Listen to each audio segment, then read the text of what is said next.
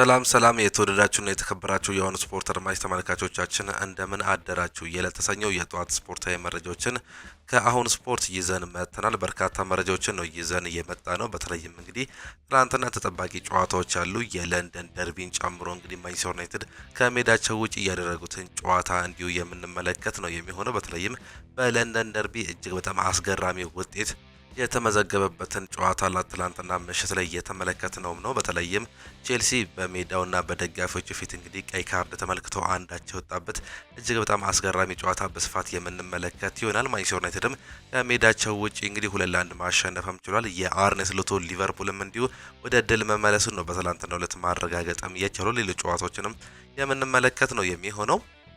በስፔን ላሊጋ ሪያል ማድሪድ እንግዲህ አሁንም እጅግ በጣም እየተፈተነም ይገኛል። ትላንትና አቻ መውጣቱን ተከትሎ እንግዲህ የደረጃ ሰንጠረዡን ለባርሴሎና ማስረከቡን ነው መመልከትም እየቻለው። በጣሊያን ሴሪም እንዲሁ ተጠባቂውን ጨዋታ ናፖሊ ማሸነፉንም ተመለከተ። ሌሎች ጨዋታዎችም አሉ በስፋት የምንመለከት ይሆናል። ከዚህም በተጨማሪ የክለብ መረጃዎችን እንዲሁ የምናጋራችሁ ነው የሚሆነው። አርሰናል፣ ማንቸስተር ዩናይትድ፣ ሊቨርፑል፣ ማንቸስተር ሲቲ፣ ሪያል ማድሪድ፣ ባርሴሎና የመሳሰሉ ክለቦችን እንዲሁም መረጃዎችን የምናጋራችሁ ነው የሚሆነው። ከእናንተ የሚጠበቀው ሰብስክራይብ በማድረግ የቤተሰባችን አባል እንዲሆኑ እንጋብዛችኋለን። ላይክ በማድረግ ደግሞ እንድታበረታቱን ነው የምንጠይቃችሁ። ሁሌም አዳዲስና ትኩስ ስፖርታዊ መረጃዎችን ለማግኘት አሁን ስፖርት ምርጫችሁ ይሁን ነው የምንለው። እኛ ቀጥታ ወደ ፕሮግራሞቻችን አለፍን። ትናንትና በእንግሊዝ ፕሪሚየር ሊግ እንግዲህ የ13ኛ ሳምንት መርሃ ግብር 5 ጨዋታዎች ተጠባቂም ነበሩ። ከቀን 9 ሰዓት እስከ ምሽት 1 ሰዓት ተኩል ላይ የጀመሩ ጨዋታዎች ነበሩ። በተለይም እንግዲህ የምሳ ሰዓት ጨዋታ የነበረው የሴልሃርስት ፓርኩ የክሪስታል ፓላስና የማንቸስተር ዩናይትድ ጨዋታ እጅግ በጣም ተጠባቂ ነበር። በተለይም እንግዲህ አሰልጣኝ ኦሊቨር ግራስነር ከአሰልጣኝ ሩበን አሞሪም ጋር በሚገናኙበት ጨዋታ እንግዲህ እነዚህ ሁለቱ ተመሳሳይ የአጨዋወት ፍልስፍና በሚከተሉበት በእነዚህ በሁለቱ አሰልጣኞች መካከል የሚደረገው ፉክክር እጅግ በጣም ይጠበቅም ነበር። ማንቸስተር ዩናይትድ ከሜዳቸው ውጪ ያለፉት 4 ዓመታት እንግዲህ እንዲሁ ማሸነፍ አልቻለም። ወደ ሴልሃርስት ፓርክ አመርቶ እንዲሁ ነው በዚህ ዓመት ያደረጉትን 12 ጨዋታዎች እንዲሁ ክሪስታል ፓላሶች አልተሸነፉም በሜዳቸውና በደጋፊዎቹ ፊት። ይህም እንግዲህ ለማንቸስተር ዩናይትድ እጅግ በጣም ፈታኝ ይሆናል ተብሎም ተጠብቆም ነበር። ትላንትና በሜዳቸውና በደጋፊዎቹ ፊት ማንቸስተር ዩናይትድን በ13ኛ ሳምንት መርሃ ግብርም አስተናግደውም ነበር። ክሪስታል ፓላሶች እንግዲህ ትላንትና በዣን ፊሊፔ ማቴታ በ36ኛው ደቂቃ ላይ ጎል አስቆጥረው 1-0 መምራትም ችሎ ነበር። ማንቸስተር ዩናይትድ በሁለተኛው አጋማሽ 2 ጎሎችን በማስቆጠር ግን እንዲሁ ወደ ድል መመለሱን ነው ያተመለከተው። ካምባክ ነበር እንግዲህ ማንቸስተር ዩናይትድ ትላንትና ተፈትኖም ቢሆን እንዲሁ ወሳኝ 3 ነጥብ መያዝም የቻለው። በትላንትናው እንግዲህ ጨዋታ ላይ ዣን ፊሊፔ ማቴታ እንግዲህ ሌኒ ኢየሮ የሰራውን ስህተት ተከትሎ ነው እንግዲህ ፔናልቲ በማግኘት ዣን ፊሊፔ ማቴታ ወደ ጎልነት መቀየር የቻለው። በዚህ ጨዋታ ላይ አንደኛው ኢንሲደንት እንግዲህ ይሄኛው ፔናልቲ ሁለቴ ነው የተመታው። በተለይም እንግዲህ የተጫዋች ኳሱን ሲመታ ማለትም ዣን ፊሊፔ ማቴታ የፈረንሳዊ የአጥቂ ስፍራ ተጫዋች የመጀመሪያውን ፔናልቲ ሲመታ እንግዲህ በእግር እነክታል በሚል እንግዲህ እንደገና ወደ ሁለተኛ ፍጹም ቅጣት ምት ማለፍም ችሎ ነበር። ነገር ግን ሁለቱንም ፍጹም ቅጣት ምቶች ነው ማስቆጠርም የቻለው። ትላንትና ክሪስታል ፓላስ በሜዳቸውና በደጋፊዎቹ ፊት በፍጹም የጨዋታ የበላይነት በማንቸስተር ዩናይትድ ተወስዶባቸውም ነበር። ማንቸስተር ዩናይትድ 57% ቦል ፖሰስ ማድረግ መቻል የቻለበትን አጋጣሚ ነው መመልከት የቻለው። 14 ሙከራዎችን ሁለቱም ማድረግም ችሏል። ነገር ግን ማንቸስተር ዩናይትድ 6 ኦን ታርጌቶችን እየሞከረ ሲሆን ክሪስታል ፓላስ 3 ኦን ታርጌትን ብቻ ነው መሞከርም የቻለው። በሁለተኛው አጋማሽ በዚህ ዓመት እጅግ በጣም ሲተች የነበረው ምናልባትም ወደ ጣሊያን ሴሪ ዳግም ይመለሳል የሚባለው ኔዘርላንዳዊ የአጥቂ ስፍራ ተጫዋች ጆሹዋ ዚርክዚ ከሴት ፒስ ብሩኖ ፈርናንዴዝ ካሻገራት የቅጣት ምት እጅግ በጣም አስገራሚ ጎል ነው ማስቆጠርም የቻለው። በርካቶቹ እጅግ ሲያደንቁት ያመሹት ይህንን ጎሉን ነው።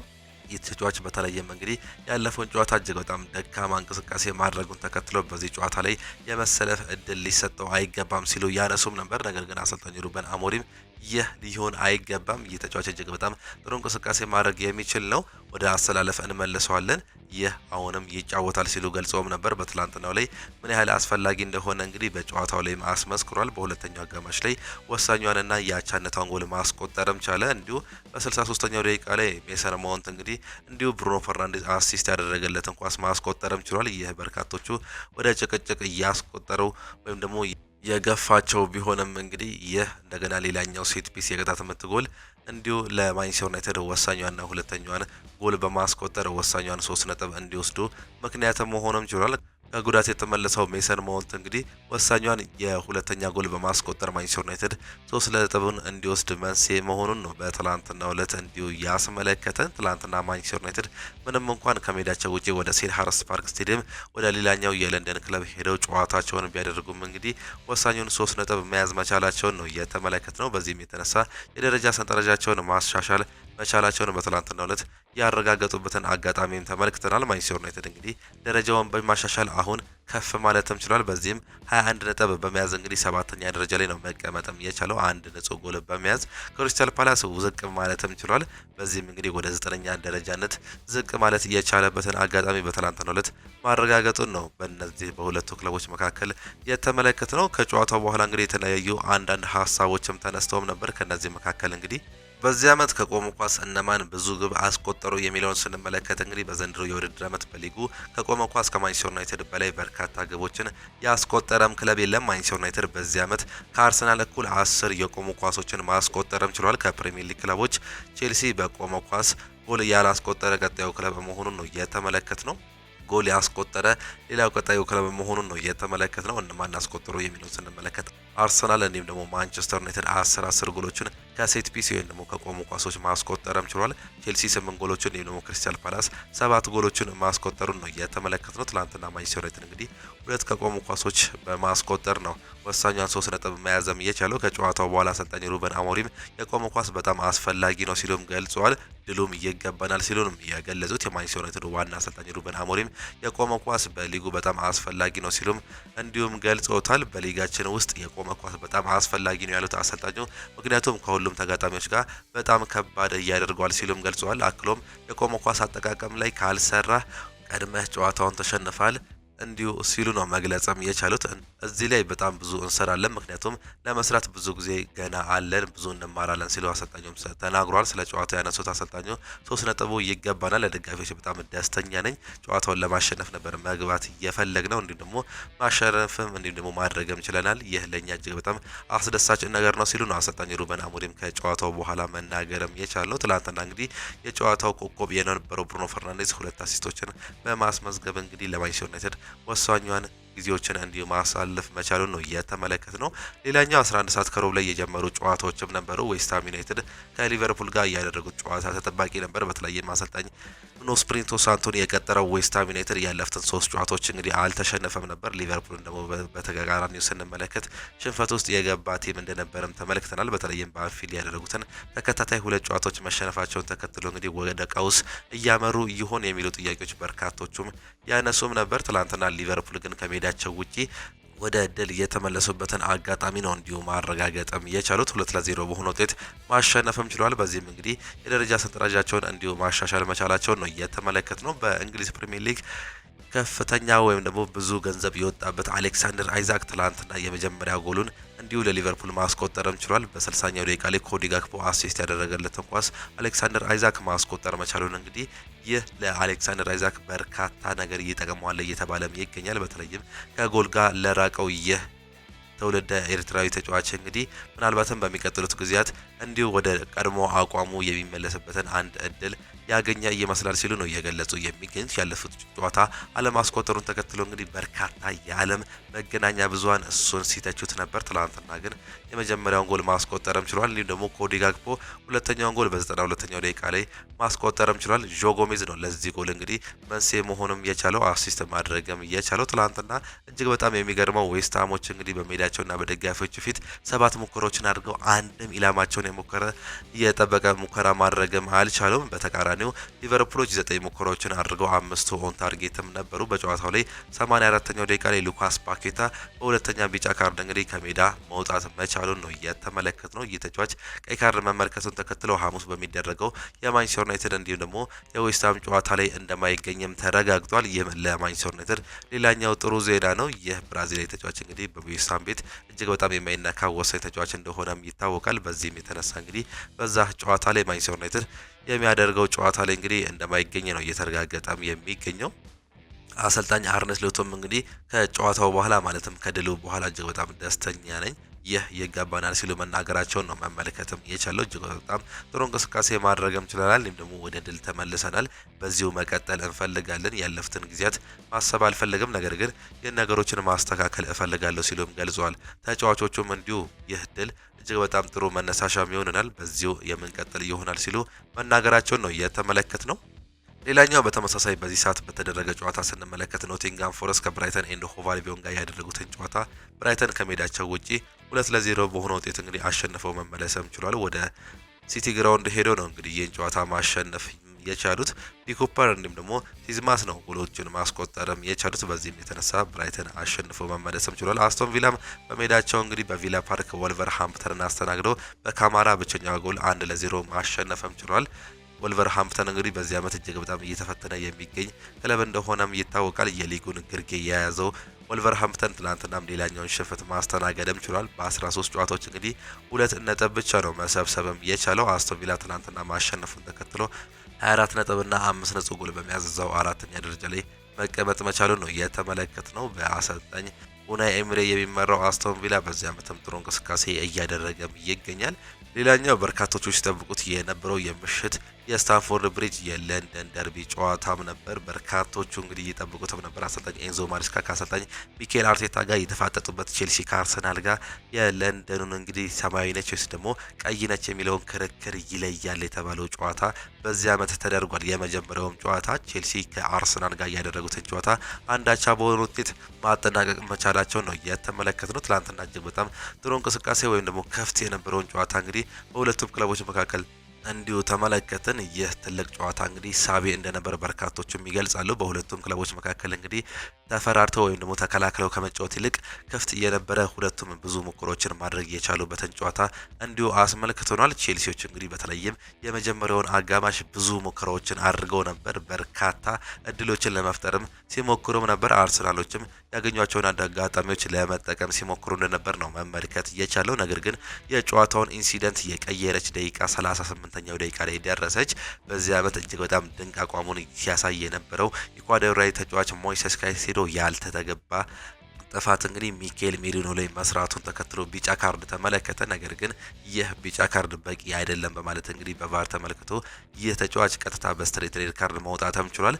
ፉቱን ወይም ደግሞ የጫማ የፊት ለፊቱን ፓርት እንግዲህ ተጫዋቹን በመጉዳቱ ምክንያት ስትሬት ሬድ ካርድም ተመለከተ። ይህም እንግዲህ ምናልባትም አርሰናሎች ሌላ እድሎችን እንዲያገኙ መንስኤም ሆነ። በዚህም የተነሳ በ38ኛው ደቂቃ ላይ የተጫዋች ማውጣቱን ተከትሎ አርሰናሎች የጨዋታ የበላይነቱን እንዲሁ ለመያዝ መሞከሩ ብዙ ሙከራዎችን ተደረገ። ነገር ግን ጎሎች ሊቆጠሩ አልቻሉም። በሁለተኛው አጋማሽ ትሬቨር ቻሎባ ከሪስ ጀምስ የተሻገረለትን የኮርና ኳስ እንግዲህ በግንባር በማስቆጠር 1-0 እንዲመሩ ማስቻልም ቻሉ። ቼልሲዎች እንግዲህ በዚህ ሰዓት ላይ ጥሩ እንቅስቃሴ እያደረጉም ነበር። ወደፊት በመሄድ እንዲሁ ሙከራዎችን ሲያደርጉ ተመልክተንም ነበር። ከዛም ግን በ59ኛው ደቂቃ ላይ ሚኬል ሜሪኖ ከቡካዮ ሳካ የተሻገረለትን ኳስ በማስቆጠር አቻ ማድረግም ቻሉ። ከዚህ በኋላ አርሰናሎች ብዙ የማጥቃት አድቫንቴጆችን ሲወስዱ ተመልክተንም ነበር። ብዙ ኳሶችን ፖሰስ ማድረግም ችለው ነበር። ቼልሲዎች ደግሞ በመልሰው ማጥቃት እጅግ በጣም እየተሻሉ ነበሩ። አንድ ትምህርትን እየወሰዱ ይመስላሉ። ቼልሲዎች ባለፈው ጨዋታ ላይ እንግዲህ በተለይም በአራተኛው ደቂቃ ላይ የሳንቼዝ በቀይ ካርድ መውጣት ከማንቸስተር ዩናይትድ ጋር ያደረጉት ጨዋታ ላይ በተከላካይ እንዲጫወቱ መንስኤ ሆነው ነበር። ያላቸውን የአጥቂ ስፍራ ተጫዋቾች በማስወጣት በመከላከል 1 ነጥብ ይዘው ለመውጣት ሲሞክሩ እንግዲህ ያን ጨዋታ መሸነፋቸውን እናስታውሳለን። ነገር ግን በዚህኛው ጨዋታ ላይ እንደዚህ አይነት ስህተት ለመስራት አልፈለገም አሰልጣኝ ኤንዞ ማሬስካ። ጨዋታውን እንግዲህ በ10 ተጫዋች ቢቀጥልም ጥሩ እንቅስቃሴዎችን ለማድረግ ነው ደግሞ ለማጥቃት ብዙ ሙከራዎችን ሲያደርግም ነበር። እጅግ በጣም ደፋር የሆነትም በአሰልጣኝ ኤንዞ ማሬስካ በኩል ተመልክተናል። እንዲህ ደግሞ በአርሰናል በኩልም እንዲህ ይህንን እድል ለመጠቀም እንግዲህ የተለያዩ ቅያሬዎችን አስመልክተውንም ነበር። በተለይም በ46ኛው ደቂቃ ላይ ሪካርዶ ካላፊዮሪን አስወጥቶ ሉዊስ ስኬሊን ማስገባትም ቻለ። በ57ኛው ደቂቃ ላይ ደግሞ ማርቲን ኦዴጋርድን እንዲሁም ደግሞ ኖኒ ማዱኬን በማስገባት ማርቲን ዙቢሜንዲንና ጋብሪኤል ማርቲኔሊን እንዲሁ ማስወጣትም ቻለ። በ72ኛው ደቂቃ ላይ ደግሞ ኤቤሬቺ ኤዜን አስወጥቶ ቪክተር ዮኬሬሽን ማስገባት ቻለ። ይህም እንግዲህ የአጥቂ ስፍራዎችን እንግዲህ ለማጠናከር ብዙ እድሎችን መፍጠርም ችሏል። ማርቲን ኦዴጋርድ እንዲሁም ደግሞ ኖኒ ማዱኬ እንደገቡ ነው የአቻነቱን ጎል መቆጠርም የቻለው። ነገር ግን ከዛ በኋላ ሌሎች ጎሎችን መመልከትም አልቻለም። በትላንትናው ጨዋታ ላይ ቼልሲ በሜዳውና በደጋፊዎቹ ፊት ምንም እንኳን ቀይ ካርድ ቢመለከትም 11 ሙከራዎችን አድርገው 4 ኦን ታርጌት ነበሩ። በአርሰናል በኩል ስንመለከት 8 ሙከራዎችን ብቻ ነው ማድረግም የቻሉት። 4 ኦን ታርጌት እንደነበሩ መመልከትም ችለናል። ትላንትና ዴቪድ ራያ ጥሩ ሙከራዎችን እንዲሁ ማዳን መቻሉ ነው በጨዋታ ላይ መመልከትም የቻለው። አርሰናል ከቼልሲ ጋር ያደረጉትን ጨዋታ አቻ መውጣታቸውን ተከትሎ እንግዲህ ኤንዞ ማሬስካ በ10 ተጫዋቾች እንዲህ ውጤት መያዛችን ጥሩ ነው፣ ነገር ግን ማሸነፍ ነበረብን ሲሉ ነው አሰልጣኙ እንዲሁ መናገርም የቻሉት። ይህም እንግዲህ ቼልሲዎች በትላንትናው ጨዋታ ላይ ጥሩ እንቅስቃሴ ያሳዩበትን አጋጣሚ በርካቶቹም እያደነቁላቸው እንደነበር ተመልክተናል። ሪስ ጀምስ ከጨዋታው በኋላ እንግዲህ ሀሳቡንም ሲሰጥ 1 ነጥብ ብቻ ማግኘታችን ያበሳጫል ሲልም ሀሳቡን ሰጥቷል። የሰማዮቹ አምበል ሪስ ጀምስ ከጨዋታው በኋላ ዛሬ በሁሉም ሰው ኮርቻለሁ ሲል አስተያየት መስጠቱን ነው እየተመለከተ ነው። 1 ነጥብ ብቻ ይዘን መውጣታችን ያበሳጫል ያለው ተጫዋቹ በ10 ተጫዋቾች መጫወታችን ትንሽ ነገሮችን አክብዶብናል ሲልም ተናግሯል። ዛሬ በ10 ተጫዋቾች ምን ያህል ደረጃ እንዲሁም ደግሞ ለምን ያህል ደረጃ እንደምንፋለም አሳይተናል። ይህ መልእክት ያስተላለፈ ጨዋታ ይሆናል እንዲሁም ደግሞ ብዬ ማሰባለሁ ሲልም ገልጿል። ሪስ ጀምስ በጨዋታው የጨዋታው ኮከብ ተጫዋች በመባል መመረጥ መቻሉን ነው የተመለከትነው። ድንቅ እንቅስቃሴ በትናንትናው ዕለት ማድረግም ችሏል። ሚኬል ሜሪኖም ሲናገር እንግዲህ ይህን ማሊያ ስትለብስ ማሸነፍ ትፈልጋለህ ሲልም ገልጿል። ቀይ ካርዱ እንደሆነ አውቀ ነበር ይገባው ነበር ሲልም ገልጿል።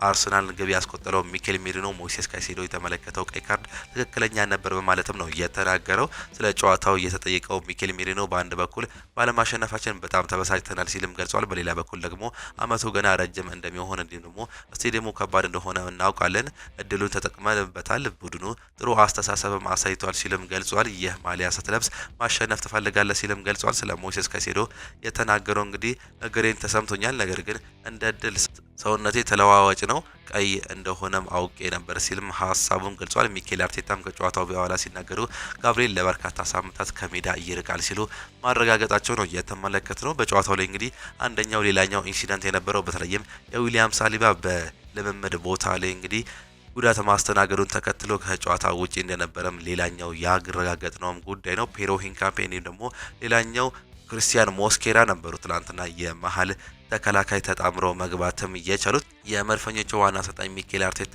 ጋብሪኤል ማርጋሌዝ ለበርካታ ሳምንታት ከሜዳ እንደሚርቅ እንዲሁ በአሁኑ ሰዓት ላይ አረጋግጧል። በሌላ በኩል ሌላኛው ተከላካይ ዊሊያም ሳሊባ ትላንትና ተጨማሪ የአካል ብቃት ግምገማ እንደሚያደርግ እንዲሁ መግለጻቸው ነው የተገለጸው። ከጨዋታው በኋላ አስተያየታቸውን የሰጡት አሰልጣኙ ወሳኝ ተጫዋቾቻችን በጉዳት አጥተን ነው የገባ ነው ሲሉም ነው እንዲሁ መግለጽም የቻሉት። ከቼልሲ 1 ቀን ያነሰ የዝግጅት ጊዜም ነበረን ሲሉ አሰልጣኙ መናገራቸውንም ተመልክተናል። ልምምድ የሰራ ነው 2 ቀን ከግማሽ ብቻም ነበር ሲሉም የተናገሩት አሰልጣኝ ሚኬል አርቴታ ከቼልሲ በ1 ቀን ያንሳል፣ እንዲሁም ወሳኝ ተጫዋቾቻችንን አጥተናል ሲሉም ገልጸዋል። ከዚህ በፊት አጣምረናቸው የማናቃቸው ተጫዋቾች አጣምረን ነው ለዛውም በከባድ ጨዋታ ሲሉም ነው እንዲሁ መናገርም የቻሉት። ስለ ቀይ ካርዱ የተጠየቁት አሰልጣኙ ጥፋቱ በግልጽ ማየት አልቻልኩም፣ ነገር ግን የዳኛው ውሳኔን አከብራለሁ ሲሉም ገልጸዋል። አክለውም ውጤቱ እጅግ በጣም ጥሩ ውጤት ነው፣ አልተበሳጨውም፣ እንደዚህ ራሳችንን የምናስቀምጣቸው መመዘኛዎች አላቸው፣ ይህም ጥሩ ነገር ነው ሲሉም ገልጸዋል። አሰልጣኝ ኤንዞ ማሬስካም ሲናገሩ ከማንም ጋር መፎካከር እንደምንችል አሳይተናል ሲሉም ነው የገለጹት። የሰማዮቹ ዋና አሰልጣኝ ኤንዞ ማሬስካ ቡድናቸው በቀይ ካርድ ሳይወጣበት በፊት ከአርሰናል በጣም የተሻለ እንደነበረም ገልጸዋል። ዛሬ ብዙ እድሎችን ፈጥረናል ያሉት አሰልጣኝ ኤንዞ ማሬስካ ካለፈው ዓመት እየተሻለን በትክክለኛው መንገድ ላይ እንደሆነን አሳይተናል ሲሉም ገልጸዋል። አሰልጣኙ የትኛውን ቡድን ጋር መፎካከር እንደምንችል ጥሩ መልእክት አስተላልፈናል ሲሉም ገልጸዋል። ጥሩ እንቅስቃሴ አሳይተናል፣ በቀይ ሳይወጣብን ከነሱ የተሻለን ነበርን፣ በ10 ተጫዋቾች ከባድ ነው፣ ነገር ግን ለምደነዋል ሲሉ መናገራቸውንም ነው ከጨዋታው በኋላ መመልከትም የቻለው። ትላንትና እንግዲህ ቼልሲ ከአርሰናል አቻ መውጣታቸውን ተከትለው እንግዲህ የነጥብ ልዩነቱን ስንመለከት አርሰናል 30 ነጥብ እንዲሁም 18 ንጹህ ጎል በመያዝ አንደኛ ደረጃ ላይ ተቀምጧል። ማንቸስተር ሲቲ ወደ ሁለተኛ ደረጃ ላይ መምጣቱን ነው የተመለከትነው። ከአርሰናል ጋር ያላቸው የነጥብ ልዩነትም ወደ 5 ዝቅ ማለትም ችሏል። በዚህም 25 ነጥብና 15 ነጥብ ጎል በመያዝ ሁለተኛ ደረጃ ላይ የተቀመጡ ሲሆን ቼልሲዎች ወደ ሶስተኛ ደረጃ ላይ ዝቅ ማለትም ችሏል በ24 ነጥብና በ12 ነጥብ ጎል። አስቶን ቪላ አራተኛ፣ ብራይተን አምስተኛ፣ ሰንደርላንድ ስድስተኛ፣ ማንቸስተር ዩናይትድ ሰባተኛ እንዲሁም ደግሞ ሊቨርፑል ስምንተኛ ደረጃ ላይ መቀመጥ መቻላቸውንም ነው የተመለከተው። በእንግሊዝ ፕሪሚየር ሊግ ሊድስ ዩናይትድ፣ በርንሌይ እንዲሁም ደግሞ ወልቨርሃምፕተን 18 19ኛ እንዲሁም 20ኛ ደረጃ ላይ መቀመጥ የቻሉ ክለቦችን መሆናቸውንም ተመለከትን። በስፔን ላ ሊጋ የተደረጉ ጨዋታዎችን ደግሞ ስንመለከት ሪያል ሶሲዳድ ከቪያሪያል ጋር ያደረጉትን ጨዋታ ቪያሪያል ከሜዳቸው ውጪ 3-2 አሸንፈዋል። ሲቪያ በሪያል ቤቲስ በሜዳውና በደጋፊዎች ፊት 2-0 እየተሸነፈ ሲሆን ሴልታ ቪጎ እንዲሁ በኢስፓኞል 1-0 ተሸንፈዋል። ጂሮና በሜዳውና በደጋፊዎች ፊት የሊጉን መሪ ሪያል ማድሪድን አስተናግዶ እንግዲህ አንዳቻ መውጣቱን ነው የተመለከትነው። በስፔን ላ ሊጋ በ14ኛ ሳምንት መርሃ ግብር ኦናሂ በ45ኛው ደቂቃ ላይ በማስቆጠር እንግዲህ 1-0 መምራት ቢችሉም በ67ኛው ደቂቃ ላይ ኪሊያን መባፔ በፔናልቲ አቻ ማድረግም ችሏል። ሌላኛውን እንግዲህ በ41ኛው ደቂቃ ላይ ጎል ማስቆጠርም ችልም ከጨዋታው ውጪ እንደነበረም ተመልክተናል። ቪኒሲየስ ጁኒየርም እንዲህ ጎል አስቆጥሮ ከጨዋታው ውጪ የሆነበትን አጋጣሚ ነው መመልከትም የቻለው። ትላንትና እንግዲህ ፍጹም የጨዋታ የበላይነት ቢኖራቸውም እንግዲህ ወደ ጎል የመድረስ እድል አልነበራቸውም ሪያል ማድሪዶች። በዚህም የተነሳ አቻ መውጣትም ችሏል። ከሜዳቸው እንግዲህ ያልተጠበቀ አቻ ማስተናገዳቸውን ተከትለው ወደ ሁለተኛ ደረጃነት ዝቅ ማለታቸውን ነው የተመለከት ነው። ባርሴሎና በ34 ነጥብና በ23 ነጥብ ጎል አንደኛ ደረጃ ላይ ተቀምጧል። ሪያል ማድሪድ በ33 ነጥብና በ16 ነጥብ ጎል ሁለተኛ ደረጃ ላይ መቀመጥ መቻሉን ነው የተመለከት ነው። ያለፉትን 3 ተከታታይ ጨዋታዎች ሪያል ማድሪድ በስፔን ላ ሊጋ ማሸነፍም አልቻለም። ይህም አንዳንድ አሳሳቢ ነገሮች እየደረሱበት እንደሆነም ይገልጻሉ። ሶስተኛ ደረጃ ላይ የተቀመጠው ቪያሪያል ነው በ32 ነጥብና በ16 ነጥብ ጎል ሶስተኛ ደረጃ ላይ የተቀመጠ ሲሆን አትሌቲኮ ዲ ማድሪድ አራተኛ ደረጃ ላይ፣ ሪያል ቤቲስ አምስተኛ እንዲሁም ኢስፓኞል ስድስተኛ ደረጃ ላይ መቀመጥ መቻላቸውንም ነው የተመለከት ነው። በሌሎች ሊጎች ስንመለከት እንግዲህ በጣሊያን ሴሪያ ተጠባቂ ጨዋታዎችም ነበሩ። ሊቼ ከቶሪኒዮ ያደረጉትን ጨዋታ 2-1 ያሸነፉ ሲሆን እንዲሁ ኢንተር ሚላን ከሜዳቸው ውጪ ፒሳን 2-0 ማሸነፍም ችሏል። አታላንታና ፊዮሬንቲና ያደረጉትን ጨዋታ አታላንታ 2-0 ያሸነፈ ሲሆን በርካቶቹ የሚጠብቁት የሮማና የናፖሊን ጨዋታ እንግዲህ ናፖሊ ከሜዳቸው ውጪ ወደ ሮማ አቀንተው 1-0 ማሸነፍ መቻላቸውን ነው እየተመለከት ነው።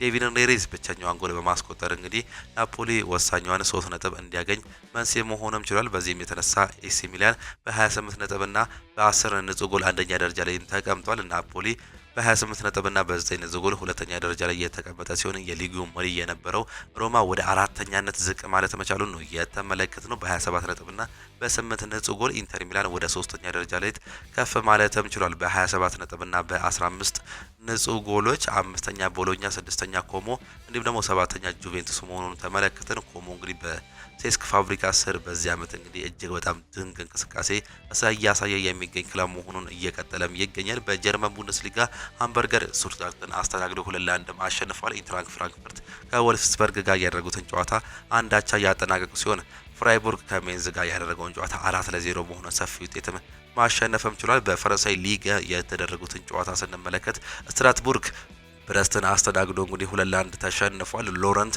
ኒስን አስተናግዶ 3-1 ያሸነፈ ሲሆን ሊሃርቭ በሊል በሜዳውና በደጋፊዎች ፊት 1-0 ተሸንፏል። አንገርስ እንዲሁ በሌንስ 2-1 እየተሸነፈ ሲሆን ኦሎምፒክ ሊዮን ከናንትስ ጋር ያደረጉትን ጨዋታ 3-0 ያሸነፉበት ትላንትና እንግዲህ የተደረጉ መርሃ ግብሮችም ናቸው። እጅጉን የተወደዳችሁና የተከበራችሁ የሆኑ ስፖርት አድማጭ ተመልካቾቻችን ለዛሬ የነበረን ስፖርታዊ መረጃዎቻችን ይህንን እየመስሉ ነበረ። ፕሮግራሞቻችንን እንዴት አያችኋቸው? ሀሳብ አስተያየታችሁን ኮመንት ቦክስ ላይ ልታጋሩን ትችላላችሁ። የዛሬ የአሁን ስፖርት የጠዋት ፕሮግራሞቻችን በዚሁ የሚጠናቀቁ ነው የሚሆኑት። ከሰዓት ፕሮግራሞቻችን እስከምንገናኝ ድረስ ግን ቻው ቻው፣ መልካም ጊዜ፣ መልካም ውሎ እንዲሆንላችሁ ዳግም ተመኘን።